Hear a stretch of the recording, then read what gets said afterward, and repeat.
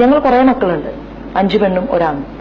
ഇത്രയധികം മക്കളും അമ്മയും അച്ഛനും ഒക്കെ ജീവിക്കുന്ന പരിമിതമായ സാഹചര്യത്തിനകത്ത് ഒരു നില ദൈവത്തിന് മാത്രമായിട്ട് ആ ദരിദ്രമായ കാലഘട്ടത്തിലും ഒഴിച്ചിട്ടിരുന്ന ഒരു അച്ഛന്റെ മകളായിട്ടാണ് ഞാൻ ജനിച്ചത്. അപ്പൊ അന്ന് എത്രാമത്തെ മകളായിട്ട് ജനിച്ചു എന്നാ പറഞ്ഞേ?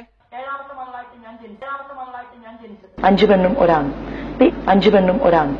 6 മക്കളെ സാക്ഷി നിർത്തി പറയാണ്. 13% താഴെ മാത്രമാണ് മുസ്ലിങ്ങൾ ഈ നാട്ടിലുള്ളത്. 2011 സെൻസസ് അനുസരിച്ച് 12.5% ഇന്ത്യയിലെ ഇസ്ലാം മതവിശ്വാസികൾ. 82.6% ഇവിടുത്തെ ഹിന്ദു മതവിശ്വാസികൾ. ഈ കണക്ക് നിലനിൽക്കുന്നത് എവിടെയാണ്? ടോട്ടൽ ഫെർട്ടിലിറ്റി റേറ്റ് പ്രിസ്ക്രൈബ്ഡിനെയും കാട്ടി ആകെ കൂടിയുള്ള ഒരേ ഒരു ജനവിഭാഗം ഇസ്ലാമിക് മതവിഭാഗങ്ങളാണ്. എന്നിട്ട് പോലും 12% നിലനിൽക്കുമ്പോൾ നിങ്ങൾ ഈ പറയുന്നതിന്റെ ലോജിക് എന്താണ്? ഈ പന്നി പ്രസവിക്കുന്ന മാതിരി ഓരോ വീട്ടിലെ കുട്ടികളെ ഉണ്ടാക്കാൻ 2, 3 ഞങ്ങൾ കുറെ മക്കളുണ്ട്, 5 പെണ്ണും ഒരാണും. കുഞ്ഞാലിക്കുട്ടിയുടെ ഭാര്യയ്ക്ക് 2 മക്കളാണെന്നാണ് എന്റെ ഓർമ്മ.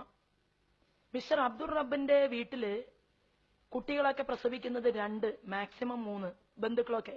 അങ്ങനെയാണ് എന്റെ ഒരു അറിവ്. കാരണം ഇവിടെ ഇന്നും 110 കോടി ഹിന്ദു ഉണ്ട്. അതൊരു അത്ഭുതമാണ്. 110 കോടി ഹിന്ദു ഉണ്ടെങ്കിൽ അതൊരു അത്ഭുതമാണ്. എന്താ കാരണം?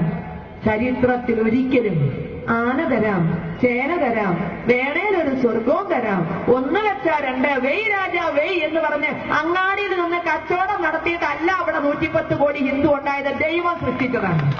പന്നി പ്രസവിക്കുന്ന മാതിരി ഓരോ വീട്ടിലെ കുട്ടികളെ ഉണ്ടാക്കാൻ 2, 3